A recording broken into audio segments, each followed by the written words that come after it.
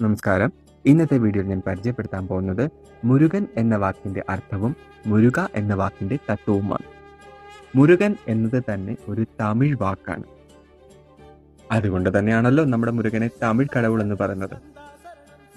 മുരുകൻ എന്ന തമിഴ് വാക്കിന്റെ അർത്ഥം അഴകൻ, സുന്ദരൻ, അറിവുള്ളവൻ എന്നൊക്കെയാണ്.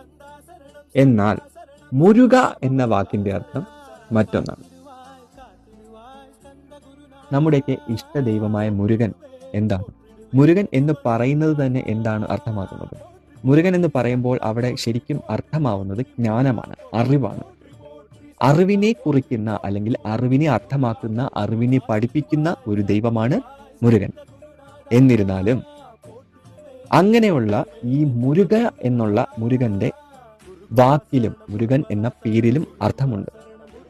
നമ്മൾ ഒരു തവണ മുരുക എന്ന് പറയുമ്പോൾ 3 ദേവന്മാരെയാണ് സ്മരിക്കുന്നത്. അതായത് മു എന്നാൽ മുകുന്ദൻ, മുകുന്ദൻ എന്ന് പറയുന്നത് മഹാവിഷ്ണുവിനെ. അപ്പോൾ നമ്മൾ മു എന്ന് പറയുമ്പോൾ അവിടെ ആദ്യം സ്മരിക്കുന്നത് മഹാവിഷ്ണുവിനെയാണ്. രു എന്നാൽ രുദ്രൻ, ശിവൻ, ശിവഭഗവാൻ, പരമശിവനെയാണ് രു എന്ന വാക്കിൽ അർത്ഥമാക്കുന്നത്. അപ്പോൾ രു എന്ന് പറയുമ്പോൾ നമ്മളിവിടെ ഭജിക്കുന്നത് ആരെയാണ്? പരമശിവൻ.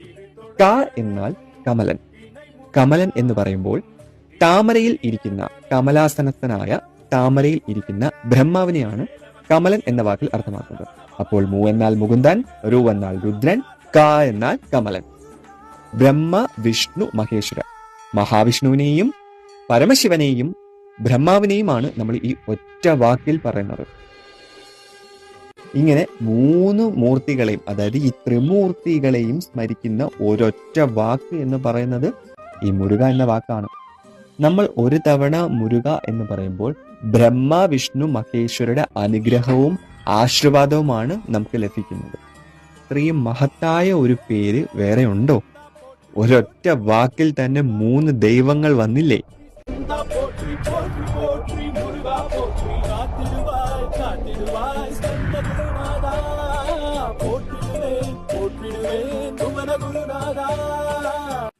ഇന്നത്തെ വീഡിയോ ഇഷ്ടമായെങ്കിൽ ലൈക്ക് ചെയ്യുക, ഷെയർ ചെയ്യുക, എൻ്റെ ഇൻസ്റ്റാഗ്രാം പേജ് ഫോളോ ചെയ്യുക, യൂട്യൂബ് ചാനലിൻ്റെ ലിങ്ക് കൊടുത്തിട്ടുണ്ട്, ചാനൽ സബ്സ്ക്രൈബ് ചെയ്യുക. നിങ്ങളുടെ അഭിപ്രായങ്ങൾ കമൻ്റായിട്ട് എന്നെ അറിയിക്കാവുന്നതാണ്.